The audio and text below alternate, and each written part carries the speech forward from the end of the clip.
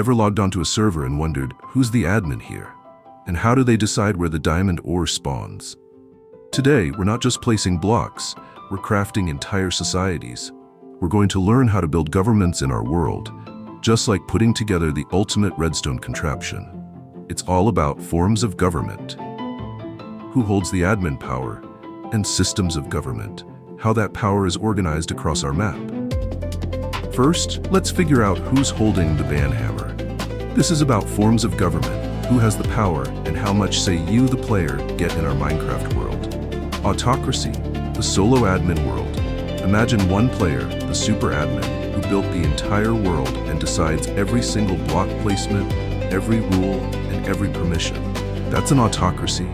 One person has all the power like a dictator, and no other player gets a say. It's their server, their rules, period. This is where player participation is the least. Oligarchy, the admin council. If Otto is one, Oleg is a few. Think of a small select group of powerful players, maybe the super rich traders, the most skilled PvP warriors, or the original founding members of the server, who all have admin commands. That's an oligarchy. A small group of people runs the show. Monarchy, the royal bloodline server. This one is like a legacy server where the power block is inherited. The crown, admin power, passes down through a family, like from a king or queen to their children. In an absolute monarchy, the king or queen has unlimited power, just like a solo admin. This is actually a type of autocracy. But there are also constitutional monarchies, or limited monarchies. Here, the king or queen is still the symbolic leader, like the server's mascot, but their power is limited by a constitution scroll, a set of rules. They share their admin privileges with an elected group of players, like a parliament, whose leader is called the prime minister. Democracy, power to the players. This is the ultimate co-op server. In a democracy, ruled by the people means the citizens, players, hold the political power and get to make decisions.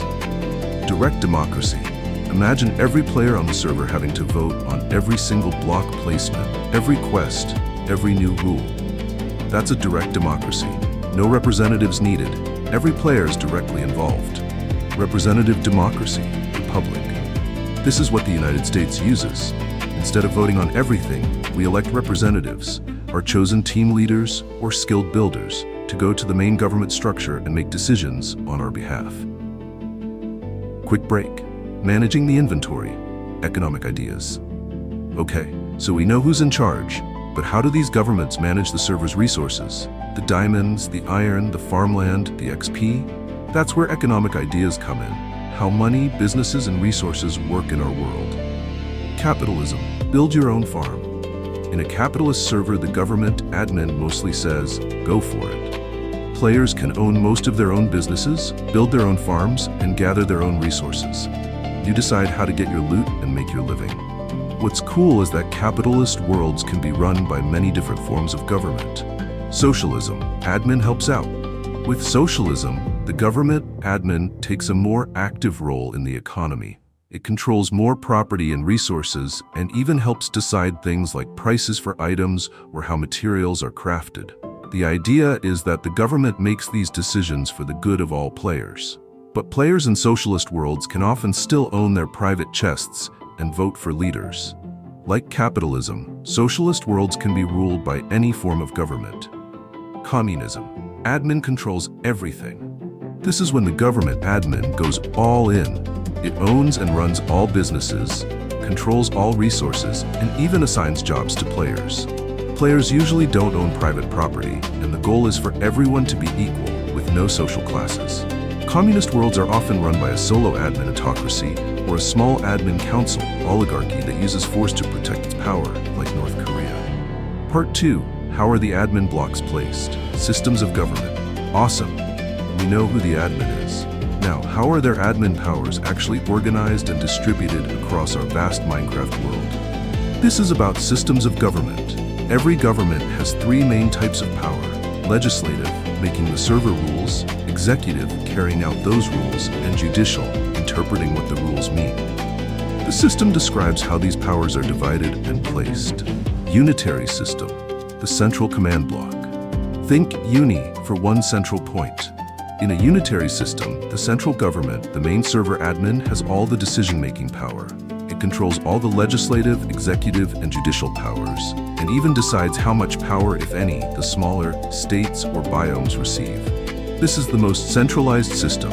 All power flows from that one giant command block. Confederal system, confederation, the alliance of independent servers. This is the opposite of unitary.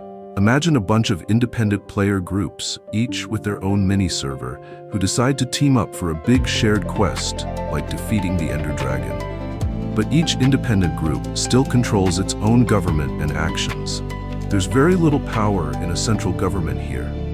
The United States actually started with this system when it was first being built. This is the least centralized system.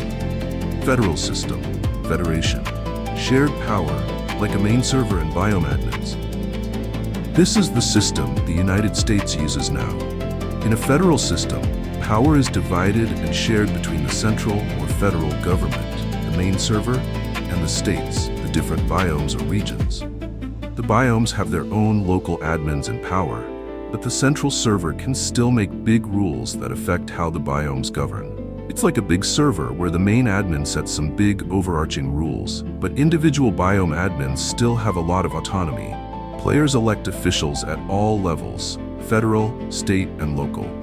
Parliamentary system, the elected builders' council. In this system, the legislature, often called a parliament, think of an elected council of master builders, has the main power. Players elect the members of this parliament. Then, the political party with the most votes gets to choose the leader of the parliament, who is called the prime minister. Even a king or queen in this system has to follow the rules the parliament makes. It's like electing a whole group of expert builders, and then that group picks its own project lead.